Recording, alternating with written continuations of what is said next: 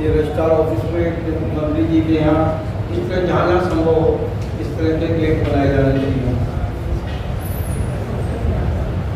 इसके अंदर उन्होंने कहा कि कॉन्फ्रेंस से तो होनी चाहिए। एक मीटिंग हुई थी उसमें माननीय तरुण जी और मैं उस कमेटी के सदस्य हैं, तो उन्होंने कहा कि भाई इसमें कॉन्फ्रेंस होनी चाहिए जिसमें कोऑपरेटिव मूवमेंट के कारण से देश में क्या तरक्की हुई है इस बात की चर्चा होनी चाहिए। और हमने ये ऑफर किया था कि IPF यूनियन के फेडरल जो बॉडी है अपनी महासंघ इसमें नीचे और ऊपर कॉन्फ्रेंस हॉल में इस तरह की कार्यक्रम आयोजन हो सकते हैं। हमारे यहाँ कोऑपरेटिव ग्रुप हाउसिंग सोसाइटी तक सीमित नहीं है, कोऑपरेटिव बैंक है, TC सोसाइटी है और बहुत सारी ऐसी संस्थाएं हैं जो कोऑपरेटिव के हिसाब से चलती हैं। तो उनके अंदर इन्होंने एक लक्ष्य रखा है मंत्री जी ने कि 10% मेंबरशिप बढ़नी चाहिए। हमने कहा हम तो तैयार हैं, कोई हमारे को बिल्डिंग बनाने की इजाज़त दो तो 10% या 20% मेंबरशिप बढ़ा देंगे, परंतु जहाँ बढ़ सकती है उसके अंदर चर्चा हुई है। एक उन्होंने बड़ी इच्छा जाहिर की है हर सोसाइटी के अंदर कोऑपरेटिव स्टोर खुले। इसके लिए काफ़ी चर्चा हुई। हमने कहा इसके लिए कॉर्पोरेशन हमें इजाज़त दे, कोई इसकी सारी व्यवस्थाएं हों तो वहाँ पर डेली नीड की दुकानें खुल सकती हैं, पर DD उसमें तंग ना करे, इसकी भी हमें व्यवस्था चाहिए। एक उन्होंने कहा कि ये मंत्री जी का सुझाव था कि 30 दिवसीय बच्चों के लिए एक हम ऐसा कोर्स शुरू करना चाहते हैं जो कोऑपरेटिव मूवमेंट के बारे में नई पीढ़ी को समझा सके। एक हमने सुझाव दिया है कि रजिस्ट्रार साहब को जो शिकायत भेजें, जो पत्र भेजें, उसका कम से कम 60 दिन के अंदर निपटारा होना चाहिए, तभी उसकी शिकायत करने की स्थिति हमारी बनेगी। ये एक हमने सुझाव दिया कि पर्यावरण की सुरक्षा के लिए पहले DCHFSC ग्रीनरी अवार्ड कंपटीशन कराती थी, जिसमें 51,000 रुपये, 31,000 रुपये, 21,000 रुपये का नगद पुरस्कार देती थी, तो वो बंद कर दिया गया है। तो उसको दोबारा से चालू करवाया गया है जिससे सोसाइटियाँ बहुत अच्छे लगा सकेंगे सब पौधे वगैरह।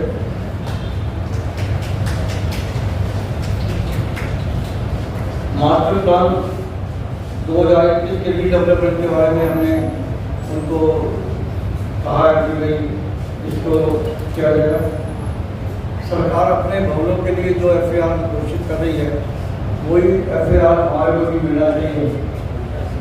सोलर पैनल के बारे में हमने सुझाव दिया कि अगर ये कोऑपरेटिव ईयर के अंदर सारी सोसाइटियों में सोलर पैनल लग जाए तो बहुत अच्छा होना चाहिए। और इसमें ये भी हमने निवेदन किया है, ये सब उस कमेटी के अंदर हमने जो लिखित सुझाव दिए थे। नितिन गर्ग है मेरा नाम, वैसे तो सब जानते हैं, और मैं मिलन विहार का जनरल सेक्रेटरी हूँ। हमारे यहाँ पर एक समस्या है कि मिलन विहार के बैक साइड में झुग्गियाँ हैं और उन झुग्गियों में सारी कॉमर्शियल दुकानें चल रही हैं, मीट की दुकान और कबाड़ी की दुकान। तो उन्होंने क्या किया हुआ, रोड पे मीट की दुकान लगा रखी है, वहीं माल वहीं बेचते हैं, वहीं गंदगी मचाई हुई है। कबाड़ियों ने अपना सारा का सारा कबाड़ कूड़ा जो है वो हमारी सोसाइटी के सामने उसको लगवाया हुआ है। वहाँ पर स्वीपर भी आता नहीं है, ठीक से झाड़ू भी नहीं लग पाती है। अभी पीछे कल परसों जरूर फोन आया था मेरे शिवराज जी का किसी का, तो उन्होंने बोला था कि मेरे को आप फोटो भेज दीजिए। तो मैंने उनको फोटो, उन्होंने खुद ही देख के मेरे को फोन किया, तो मैंने उनको फोटोज भेजी। तो उन्होंने थोड़ी क्लीनिंग कराई, बट वहाँ पे कोई काम होता नहीं है। या तो हमारा काम हो गया हम रोज ही फोटो भेजें और वो भी उचित नहीं है। दूसरा, पिछले 4 साल से मिलन विहार के पीछे एक झील बनी हुई है नाले की। वो नाले की झील ऐसी है कि उसने आधी तो रोड कवर कर लेती है और उसमें मतलब पानी जो है सारा बाहर है। वहाँ मिलन से लेकर के औषित अपार्टमेंट तक, संचार अपार्टमेंट तक वो है। अभी नई प्रॉब्लम स्टार्ट हो गई है। कल मेरे पास एक शिकायत आई थी कि सिद्ध अपार्टमेंट में ये प्रॉब्लम स्टार्ट हुई है कि वो वहाँ के बैग उसके भरे होने की वजह से उनके सीवर बैग मारने लगे। तो अब सोसाइटी में अंदर ये समस्याएं चालू हो गई।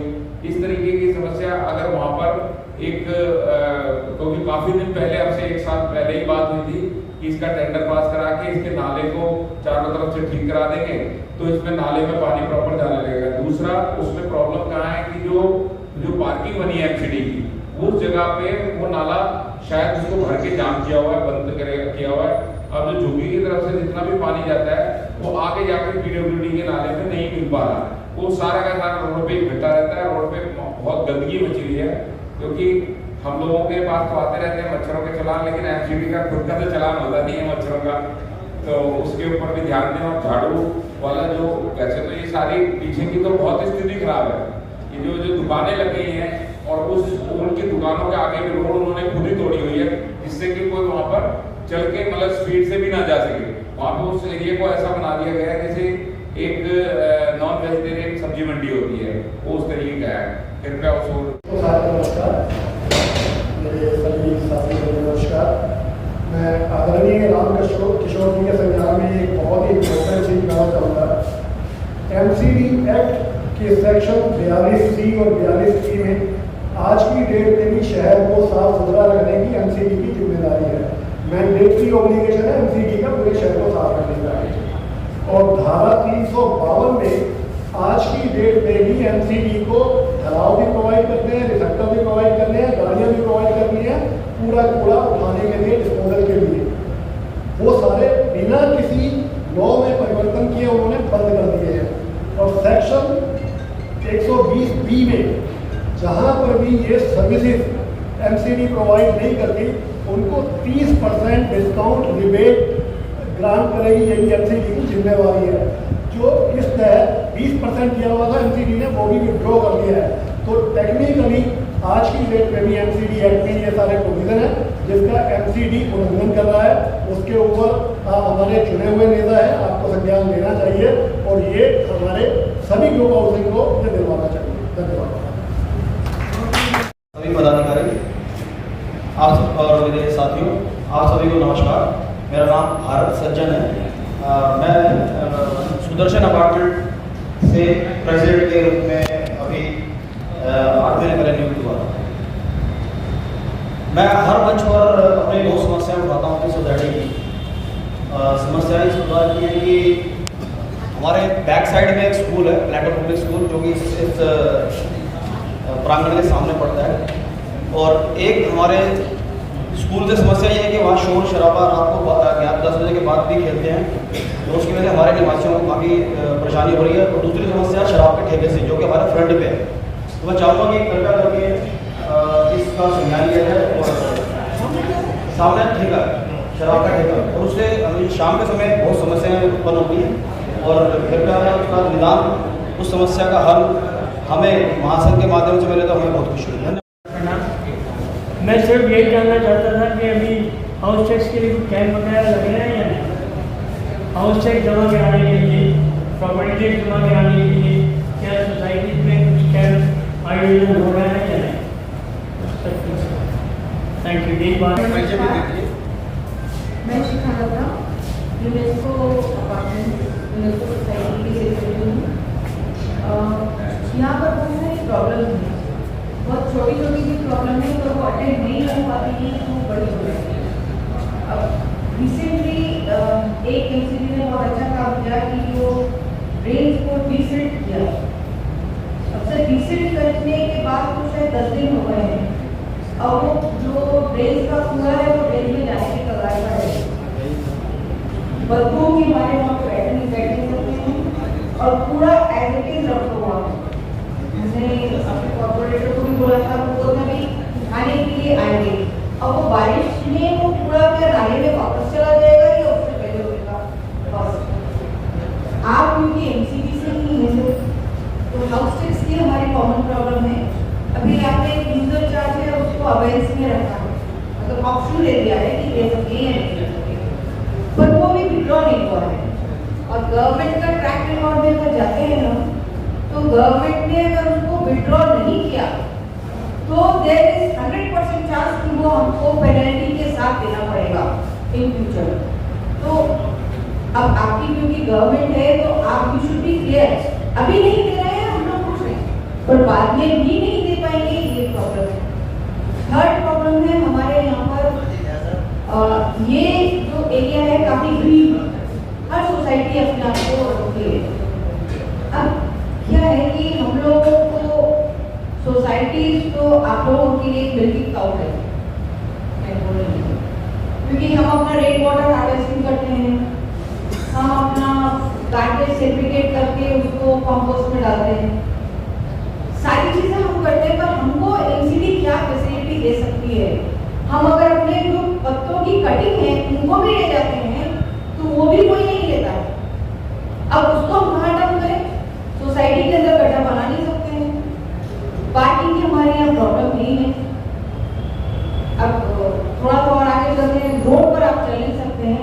आप लोगों ने भी बहुत अच्छा किया कि ये सब हटा दे रहे थे, अब फिर वापस हटा, ठेले वाले भी अपनी तरफ नहीं के वो कहाँ जाएंगे, गाड़ी वाले अगर ले जाते हैं। तो ये छोटी छोटी समस्याएं हैं, इनको आपको एक पॉजिटिव डायरेक्शन में लेके हमको बताना चाहिए। आपने सोसाइटी पर ध्यान दे रहा था, श्री गणेश का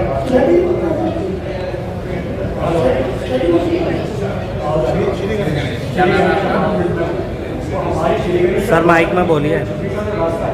वहीं वीडियो पार्क होता है, लेकिन प्रॉब्लम ये है कि वहाँ पर वो मलबा डंप करने आते हैं रात को 12 सोचे देखकर वो 2-3 बजे तक चलता है और सवेरे 5:30 बजे तक वहाँ से निकलते हैं। और एक तो रेजिडेंट का रहना मुश्किल हो गया, पॉल्यूशन इतना है और पूरी रात वहाँ पर लेबर बातें करती रहती है, गालियाँ दे रही हैं। तो हम लोग काफ़ी टाइम से कर रही हैं, MCD से हमने टेकअप भी करा इशू को, रूबल सिंह होते थे उस टाइम को, उनको विजिट भी करी, मैं साफ सुन के साथ उन्हें एश्योरेंस दिलाई थी कि सब हट जाएंगे अनऑथराइज है, लेकिन आज तक MCD का एक्शन नहीं हुआ। मेरा रिक्वेस्ट है कि आप लोग सब थोड़ा सीरियसली लेकर इसको एड्रेस करें। आप सभी को नमस्कार। मैं RD ऊपर नीलम सोसाइटी से हूँ। मैं नीलम सोसाइटी से हूँ। समस्या अभी करंट में आ रही थी MCD का हाउस टैक्स के विषय में। यूजर चार्जेस का पेपर में क्लियरली आया था कि वो खत्म कर दिया गया है, पर अभी जो भी ऑनलाइन उसमें आ रहा है उसमें लगकर आ रहा है, तो उसका समाधान कुछ निकलना चाहिए।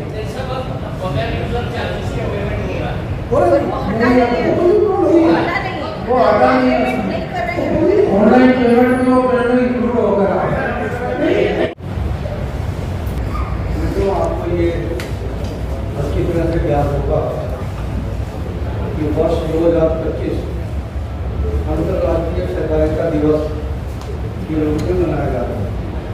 सारे विश्व में ये कोऑपरेटिव ईयर के रूप में मनाया जाएगा और ये भारत के जैसा कि सब अपने लेटर पे लगाए उनको दिए थे कि भाई ये आप कर सकते हो काम। आदरणीय मंच और मेरे साथी, मेरा नाम पुनीत शर्मा है और मैं अमरपाली सोसाइटी से आया। सर, अमरपाली सोसाइटी के पीछे एक पार्क है जिसमें आए दिन पहले भी कंप्लेंट करी है कि लोग शराब पीते हैं और वहाँ नशा करते हैं, और हमारी जो वाल्को मार्केट है वहाँ हमेशा जाम ही रहता है, क्योंकि अभी बीच में दिल्ली जल बोर्ड ने काम किया, वो सड़क तोड़ी। आपका काम है राम किशोर जी के लिए मैं कहूँ, मैं इन्हें सन 88 से जानता हूँ जब ये स्टूडेंट लीडर थे। इनका काम करने का तरीका मैंने देखा है, ये यहाँ बैठे इसलिए मैं यहाँ आया हूँ कि मेरी बात अगर मैं बोल रहा हूँ तो ये करेंगे, मुझे पूरी उम्मीद है। तो एक बार जोरदार ताली भाई साहब। तो ये वो आदमी है जिनको हमने स्टूडेंट लीडर से देखा है, जो काम करना जानते, जो आपने बताया कि काम करना कैसे होता है। तो हमें इनसे उम्मीद है कि ये हमारी जो IP एक्सटेंशन की समस्या, ये एक पॉश एरिया है सर। अगर आप देखो जो कड़कड़ी मोड़ से तो जो वो सारा तालाब के पास जितना भी सामान है कूड़ा डंप कर देते हैं वहीं पर ही, जितने भी पत्थर वगैरह सारे वहीं पर ही फेंक देते हैं, जिससे हमारे यहाँ आने में जाम लगता है। और इस तरफ से आएंगे तो ऑटो वगैरह इतने खड़े होते हैं, और जो शीट वहाँ से उठा के डाली वो अभी तक नहीं उठाई। और सर एक जो हमारे यहाँ में रिक्शे चल रहे हैं इलेक्ट्रिक वाले, इनकी कोई गिनती नहीं है, कोई लाइसेंस ही नहीं है। तो जरा ये छोटी छोटी चीजें सर, हमारा एरिया बहुत बढ़िया एरिया है, अगर आप थोड़ी दृष्टि और अच्छी तरह डाल देंगे तो ये बहुत बढ़िया हो जाएगा सर। Thank you. इनकी सारी गाड़ियां जो है मोटरसाइकिल वगैरह हमारे गेट के आगे खड़े हो जाते हैं, ये दारू पीते हैं, नशा करते हैं, और फिर एक्चुअली हमने वहाँ पे एक पानी का कूड़ा लगा रखा है वो ठंडा का, तो वो क्या करेंगे, रात को आएंगे दारू पी के, कहेंगे नहीं देना, क्यों नहीं दोगे, मतलब अपनी दादागिरी दिखाते हैं। तो इसलिए हम लोग इनसे बहुत परेशान हैं और जितना भी अगर हमारे लिए कुछ कर सकते हैं तो प्लीज जल्दी से जल्दी। आज मेरी ये चीजें 25 साल हो गए देखते हुए और हम इससे सफर कर रहे हैं। और आप मैडम बैठी हुई हमारी गीता थी, तो इनको भी सब मालूम है कि हम लोग कैसे इससे गुजर रहे हैं। मैं इसको संक्षिप्त में समरी कर दूँ आपकी थोड़ी। एक तो गीला कूड़ा और सूखे कूड़े की समस्या है कि कोई समय नहीं है कि कॉर्पोरेशन की गाड़ी कब आए। दूसरी इस समस्या का व्यवहारिक रूप ये है, जो मल्टी स्टोरी बिल्डिंगें हैं उसमें कूड़ा ऊपर से डाला जाता है तो उसको छाटने में काफ़ी बड़ी दिक्कत होती है। दूसरी है कि जो पेड़ टूट जाते हैं या पत्ते झड़ जाते हैं तो आपका ढलाव उसको स्वीकार नहीं करता।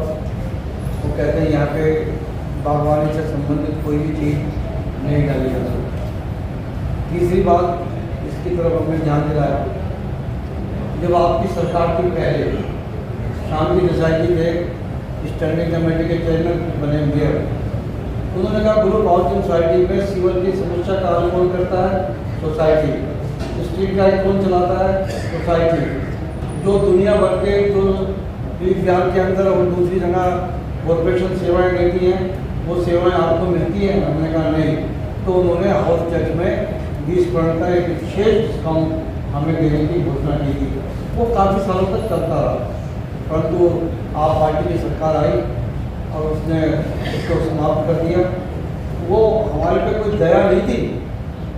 वो जो आपका हम खर्चा बचाते हैं, आपका स्वीपर झाड़ी लगाता है सड़क पर और हमारा स्वीपर जो सोसाइटी में झाड़ू लगाता है उसकी तनख्वाह हम देते हैं।